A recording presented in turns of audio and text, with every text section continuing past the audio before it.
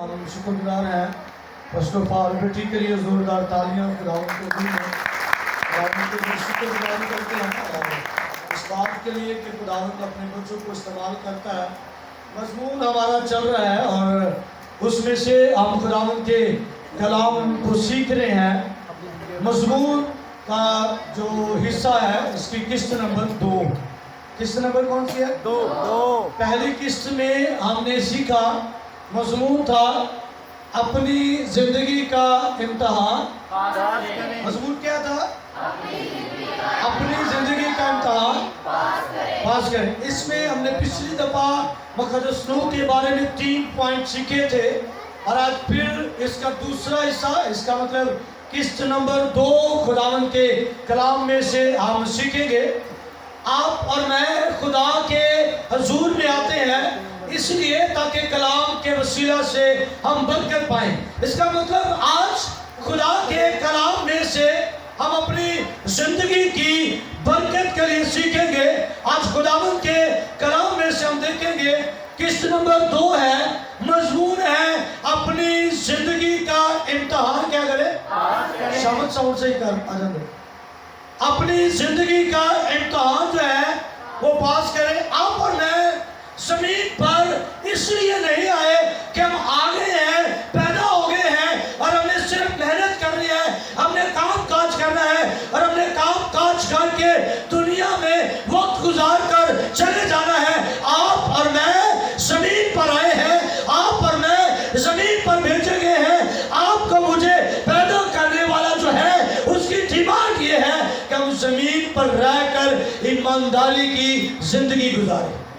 جب آپ میں ایمانداری کی زندگی گزار کر جائیں گے، یہ زندگی کا امتحان جو ہے یہ پاس کر کے جائیں گے، پھر جا کر ہمیں آسمان کی بادشاہ میں جگہ ملے گی. آمین. تو اس لیے اس کا حوالہ جو ہے پیدائش کی کتاب اس کا 7واں باب ہے اور 7ویں آیت مقدسہ سے ہم پڑھیں گے. 3 پوائنٹ پھر سے میں نے دیے ہیں. یاد رکھیے نوح کا کشتی میں جانا یعنی ایک بڑا امتحان تھا. پہلے نمبر پر اس نے ایک امتحان پاس کر لیا، ذمہ داری کو پورا کیا. وہ یہ تھا کہ اس نے کشتی کو بنایا اور کشتی کو بنانے کا فضل جو ہے یہ خدا نے دیا. اس کا مطلب یہ ہے اس نے کشتی بنانے کے لیے محنت کی، کام کیا اور لوگوں کی باتوں کو سنا، لوگوں کے تانوں کو سنا. لیکن یاد رکھیے وہ مسلسل کشتی بناتا رہا اور 120 سال کا عرصہ. کتنا عرصہ؟ 120 سال. آپ اندازہ کریں 120 سال وہ خدا کے لیے باؤنڈ ہو گیا. 120 سال اس نے کمٹمنٹ کی اور خدا کے لیے کام کرتا رہا. 120 سال کا عرصہ صرف اور صرف اس نے خدا کے کام کے لیے گزارا.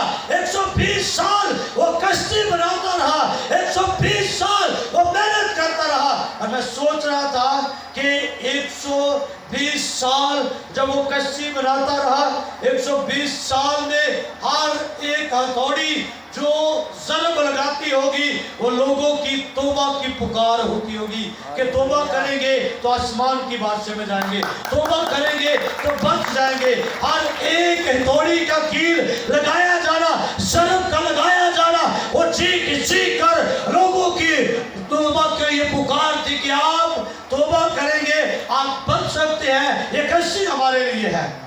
اس لیے 120 سال وہ کشتی بناتا رہا. خدا کے حکم کو مان کر اس نے اس ذمہ داری کو پورا کیا. اور حوالہ پڑھیے گا 3 پوائنٹ ہے نوح کا کشتی میں جانا 7 دن پہلے. کتنے دن پہلے؟ 7 دن، 7 days پہلے وہ خدا کے حضور نے یعنی اس میں جہاں پر کشتی سے گیا ہے. جی پڑھیے گا ذرا جلدی. خداوند کے کلام میں لکھا ہے تب نوح اور اس کے بیٹے اور اس کی بیوی اور اس کے بیٹوں کی بیویاں اس کے ساتھ طوفان کے پانی سے بچنے کے لیے کشتی میں گئے. اندازہ کریں کہ طوفان کے پانی سے بچنے کے لیے وہ کشتی میں چلے گئے ہیں. ابھی پانی نظر نہیں آ رہا، ابھی طوفان نظر نہیں آ رہا اور بائبل میں واضح بتایا گیا ہے وہ بھی گیا ہے، اس کی بیوی بھی گئی ہے. یعنی مقدس نوح اور اس کی بیوی، اس کے بیٹے اور اس کی بہویں جو ہیں وہ اس سے پہلے کہ وہ کشتی میں جاتا خدا اس کشتی میں موجود تھا. آمین. خدا کی حضوری اس کشتی میں موجود تھی. اس لیے یاد رکھیے اب جب آگے پڑھتے تو پڑھیے گا ذرا جلدی سے. اور پاک جانوروں میں سے اور ان جانوروں میں سے جو پاک نہیں اور پرندوں میں سے اور زمین پر کے ہر رینگنے والے جاندار میں سے دو نر اور مادہ کشتی میں نوح کے پاس گئے. یاد رکھیے کہ دو نر اور مادہ کس میں گئے؟ میں حیران یہ تھا، اس کا پہلا ٹیسٹ یہ تھا کہ پہلے نمبر پر پہلے حصے میں یہ کامیاب ہو گیا. اس نے ذمہ داری کو لیا، اس نے کام کیا، اس نے محنت کی. اور دوسرا جو حصہ ہے اس میں 3 پوائنٹ ہیں. نمبر 1 پر نوح کا کشتی میں جانا. 7 دن پہلے وہ کہاں پر گیا ہے؟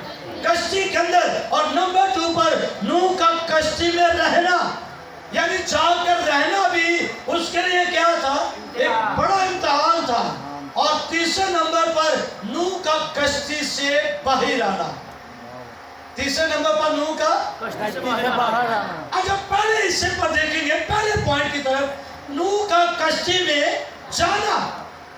اس کا مطلب یہ ہوا کہ یہ مقدس نوح اور اس کی ساری فیملی کشتی کے اندر گئی ہے.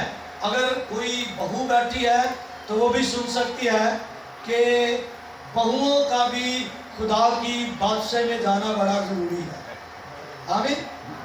اس لیے کہ مقدس نوح کی بہویں پیچھے ثابت ہوتا ہے کہ وہ لڑاکیاں نہیں تھی. ثابت ہوتا ہے کہ وہ اپنے سسر کی بات ماننے والے تھی. ثابت ہوتا ہے کہ وہ اپنے سسر کے تابع رہنے والی تھی. ثابت یہ ہوتا ہے کہ اپنے شوہروں کی وہ تابع رہنے والی تھی. ثابت یہ ہوتا ہے کہ وہ ان کے ساتھ وفادار تھی. اگر وہ بہویں اپنے سسرال میں اپنے سسرال کے تابع نہ ہوتی، اگر وہ اپنے فادر ان لا کے مدر ان لا کے تابع نہ ہوتی، اگر وہ اپنے شوہروں کے تابع نہ ہوتی تو کہتی یہ کیسے ہو سکتا ہے؟ او کین پاسبل، ہم کیوں کشتی میں چل دیں؟ ہماری تو یہاں پر زمینی زندگی ہے، اتنا جہیز ہمیں دیا گیا ہے، اتنی چیزیں ہمارے والدین نے دی ہے، اور یہ کشتی میں لے کر جا کر ہم نے توڑنی ہے. اس کا مطلب یہ ہے، پروف کے طور پر یہ ہے کہ اس کی بیوی کے ساتھ اس کی بہویں بھی اس کی وفادار نظر آتی ہے. یعنی اس کا مطلب کہ بیویاں شوہر کے بھی وفادار ہیں اور اپنے سسرال میں بھی اپنے فادر اور مدر لا کے وفادار ہمیں نظر آتی ہے. اور آج بھی ضروری ہے اپنے سسرال میں آپ بہوؤں کے لیے بھی ضروری ہے کہ تابع دار رہیں اور ایمانداری کے ساتھ زندگی کا بسر کریں. وہ آسمان کی بادشاہ میں جائیں گے. یہ بھی ایک امتحان ہے بہوؤں کے لیے. ایک سوال اکثر کیا جاتا ہے، وہ یہ ہے کہ سسا کبھی ماما نہیں بنی. اور پھر ایک اور سوال بھی کیا جاتا ہے، وہ سسا مانو نوح کبھی. میں کہتا ہوں یہ ہم نے اپنے آپ کو پہلے تیار کیا ہوا ہے. ایسا گندا ذہن ہم نے خود سے بنایا ہوا ہے، کنسپٹ ہم نے خود سے پیدا کیا ہے. میں کہتا ہوں بائبل رشتوں کو بدلنے والی کتاب ہے، اور اس بائبل کے اندر رشتوں کی قدر بتائی گئی ہے. اس بائبل کے اندر رشتوں کی پہچان بتائی گئی ہے. اس بائبل کے اندر رشتوں کی قدر سکھائی گئی ہے. اس بائبل کے اندر زندگی کے مینر سکھائے گئے ہیں، اور یہ خدا کا کلام ہمیں مینر سکھاتا ہے. اگر آپ لوگ خدا کے کلام کے مطابق رہیں گے تو یاد رکھیے آپ کی بہویں بھی آپ کی تابع ہوں گی اور آپ کے سسرال والے بھی آپ کے تابع ہو جائیں گے. پھر یہ کنسپٹ نہیں رہے گا کہ یہ جو ہم دنیا میں بناتے ہیں. اس لیے ضروری ہے کہ گھرانہ ایماندار ہو، اور یہ گھرانہ ایماندار تھا تو اس لیے نوح کشتی میں ان کا جانا ایک بڑا امتحان تھا، کیونکہ ساری فیملی اس کے ساتھ کہاں پر گئی ہے؟ اسی بولے کہاں پر گئی ہے ساری فیملی؟ کشتی میں. ساری فیملی کہاں پر گئی ہے؟ کشتی میں. اور کتنے دن پہلے گئی ہے؟ 7 دن. یعنی کسی نے یہ نہیں کہا کہ ہمیں آپ ڈیڈی آپ ہمیں کہہ رہے ہیں آپ کشتی میں آ جائے، طوفان آ جائے گا، ہمیں تو کوئی بادل نظر نہیں آ رہا، ہمیں تو کوئی برسات نظر نہیں آ رہی، ہمیں کوئی ایسی چیز نظر نہیں آ رہی، موسمی اثرات ہمیں نظر نہیں آ رہے جو طوفان کا سبب بن سکتے ہیں. وہ بادل جو آسمان پر بارش برساتے ہیں ہمیں تو نظر نہیں آ رہے. یہ کیسے ہو سکتا ہے؟ یہ کیسے ممکن ہے؟ اس کا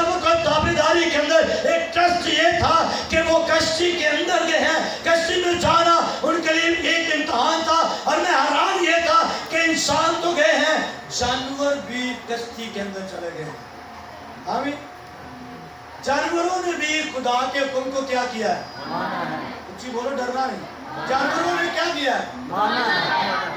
जानवरों ने भी खुदा का हुक्म क्या किया? माना है। और मानकर मैं सोच रहा था कि जानवर जहाँ जहाँ बैठे होंगे, जहाँ जहाँ वो छुपे होंगे, जिस जिस गार में होंगे, जिस जिस जंगल के अंदर होंगे, जिस जिस जगह पर उनका घर होगा, यानी खुदा की आवाज जब उनके कानों में पड़ी है, वो जानवर जो है वो अपने घरों में से, अपनी गारों में से और जंगलों में से निकले हैं और खुदा की आवाज को सुनकर वो कश्ती के अंदर चले गए हैं। आज का इंसान चर्च की दावत दी जाती है, आज के इंसान को इबादत की दावत दी जाती है, आज के इंसान को कलाम पढ़ने की दावत दी जाती है, आज के इंसान को दुआ करने की दावत दी जाती है, लेकिन आज इंसान खुदा की हजूरी में जाना पसंद नहीं करता, है ना।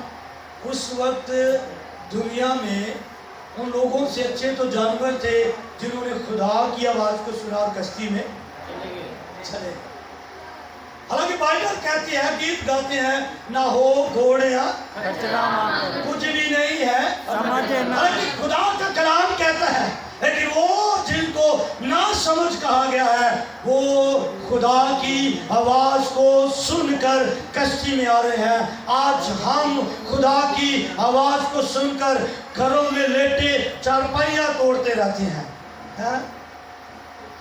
आखिरी जब गीत होगा तब जाएंगे, जब आखिरी हिस्सा होगा हम तब जाएंगे।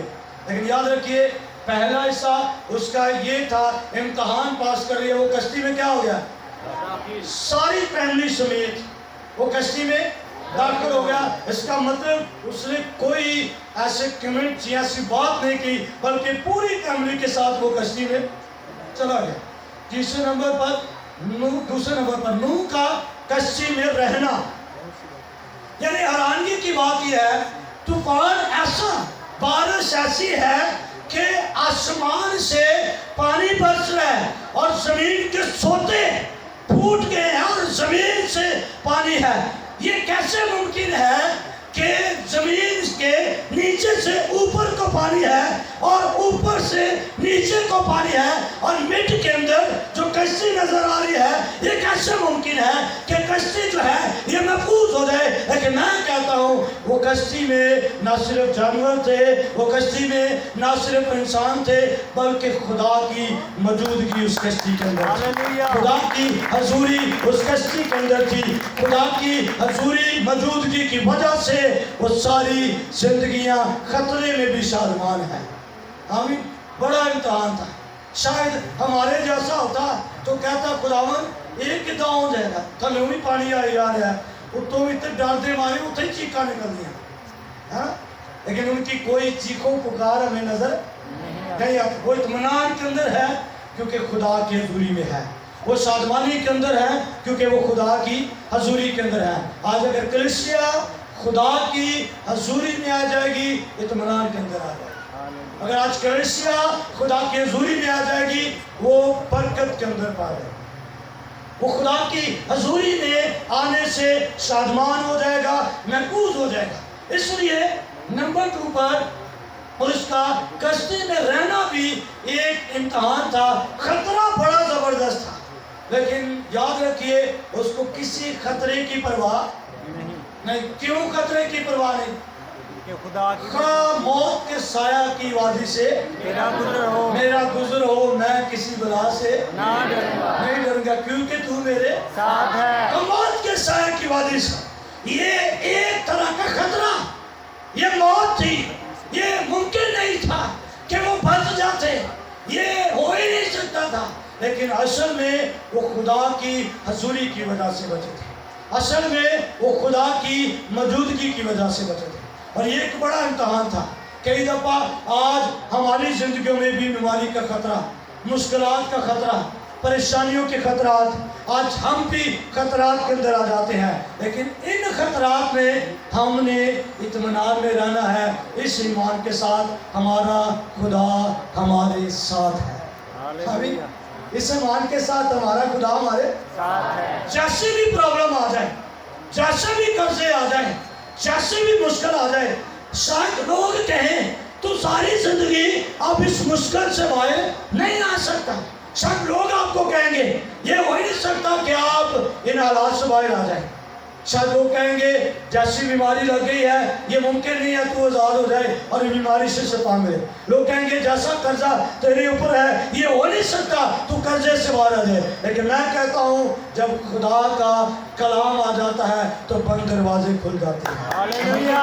जब खुदा का कलाम आ जाता है मुश्किलात हल हो जाती है। इसलिए खुदा के ज़ुरी में आ जाइए, खुदावंद के ज़ुरी आपको मुश्किलात से निकालेगी। नंबर 3 पर नूह का कश्ती से बाहर आना, है ना। नंबर 3 पर क्या है? नूह का पहला हिस्सा, पहला पॉइंट क्या है? नूह का कश्ती में। और चर्च में भी जाना हमारे लिए इम्तिहान होता है ना। चर्च में जाना हमारे लिए कई दफ़ा इम्तिहान होता है। और इम्तिहान ये है कि दिल नहीं कर रहा, इम्तिहान ये है थके हुए हैं, इम्तिहान ये कि राती लाइट चले गई सी, इम्तिहान ये है कि कपड़े प्रेस नहीं है, इम्तिहान ये है कि नाश्ता नहीं किया, इम्तिहान ये है कि मुश्किल बड़ी है, इम्तिहान ये है कि चंदा पास नहीं है। लेकिन याद रखिए कोड़ी के पास देने के लिए ना तो सोना था, ना मिठाई का डब्बा था, ना कोई हदिया था।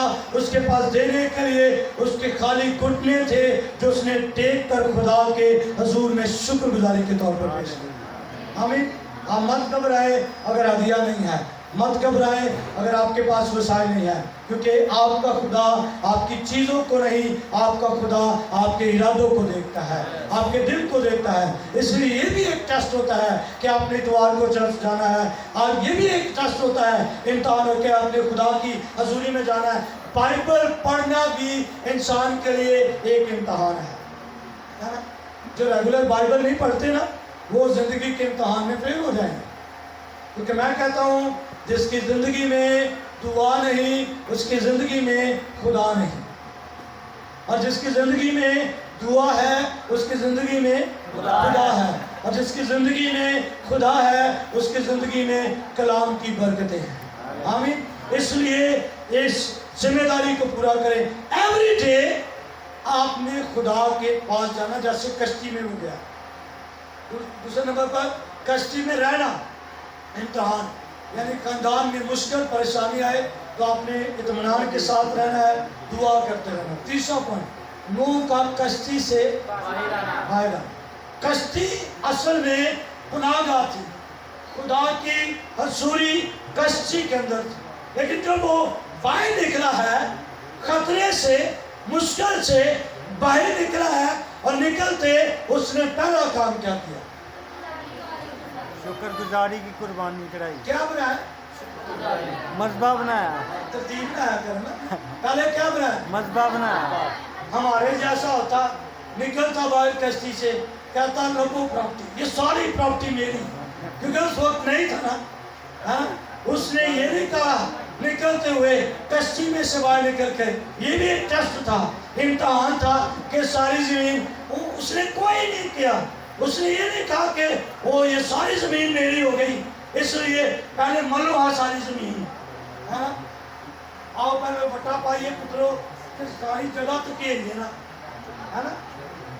या उसने ये कहा कि चल मैं पहले पुत्रा नूं लड़ना पै ते इन्हां वास्ते हुण हिस्से डिवाइड कर दा, है ना। हुण इन्हां नूं बटा पा के देदा, तेरा इन्ना हिस्सा, तेरा इन्ना हिस्सा, तेरा इन्ना हिस्सा। इसका मतलब निकलते हुए बाहर निकल कर पहले उसने उस खुदा को याद रखा जिस खुदा ने उसको कश्ती बनाने का हुक्म दिया। हालेलुया। आमीन। निकल कर उसने उस खुदा को याद किया जिसकी 120 साल खिदमत करता रहा।